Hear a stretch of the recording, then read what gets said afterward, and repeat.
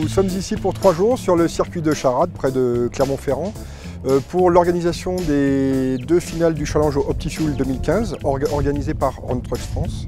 Donc les participants sont jugés sur 2 critères. Le premier critère, donc, ils passent un questionnaire écrit avec 15 questions, des questions qui sont plus tournées sur la Fuel Eco. Donc ce critère compte pour 15% de la note finale. Ensuite, ils vont passer une épreuve pratique, donc en effectuant 2 fois un parcours prédéterminé. Et cette épreuve compte pour 80% de la note.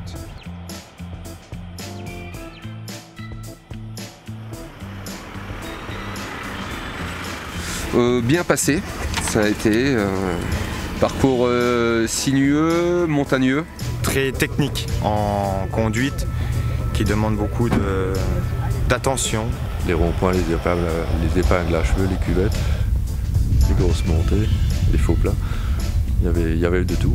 Sur un parcours très exigeant comme celui-ci, avec des grosses parties de montée et de descente notamment, on va surtout solliciter la capacité à utiliser au mieux le mode roue libre notamment, donc avec les fonctions Tyrol, avec également le ralentisseur.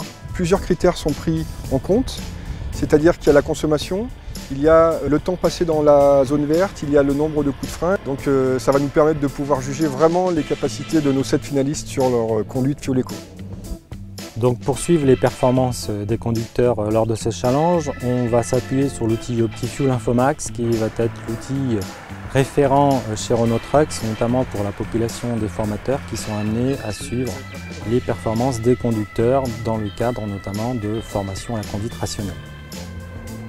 Renault Trucks, depuis 2009, s'est engagé dans une démarche de Fuel Eco, donc de baisse de consommation de carburant. Nous sommes reconnus à ce titre-là par l'ensemble des transporteurs français. Et donc c'est dans ce cadre-là que nous avons organisé ce challenge pour développer avec nos clients les solutions OptiFuel proposées par Renault Trucks. Le véhicule utilisé pour le challenge OptiFuel est donc le T-OptiFuel qui est un concentré des technologies dédiées aux économies de carburant proposées par Renault Trucks. Les outils sont la boîte robotisée qui gère bien déjà par rapport au profil de la route, qui arrive bien à gérer le moteur, et le ralentisseur qui nous permet de ne pas utiliser la pédale de frein. La machine elle était super, elle a même bien marché, tout le pack Optirol. Le seul coup de frein que nous avons, c'est le seul coup de frein quand on arrive ici à l'arrivée. Donc et ralentisseur après forcément qu'on optimise à 100%. Il n'y a pas besoin d'être en montagne pour avoir l'utilité d'un ralentisseur, puisque l'optimisation de l'éco-conduite se fait aussi et surtout sur du plat.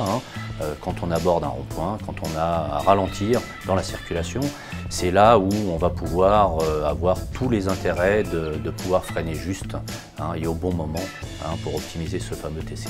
Les véhicules ont été spécialement développés avec cet objectif-là, donc de pouvoir réduire au maximum la consommation, puisque nous sommes tous conscients que de plus en plus nos clients veulent diminuer ce coût, puisqu'on sait très bien que dans un compte d'exploitation d'un transporteur, le poste carburant est le 2e coût après le poste conducteur.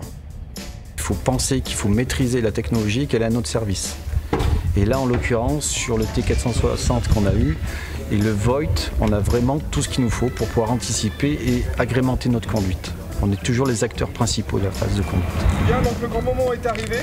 Donc à travers ce challenge, Renault Trucks cherche à démontrer que dans le cadre de la conduite rationnelle, on est avant tout sur les performances du conducteur. Quand bien même le véhicule est équipé d'un maximum de technologies dédiées aux économies du carburant, la différence se fait réellement sur la capacité du conducteur à faire les bons choix pour obtenir le meilleur résultat possible. The winner is Viriato Alves des transports SM.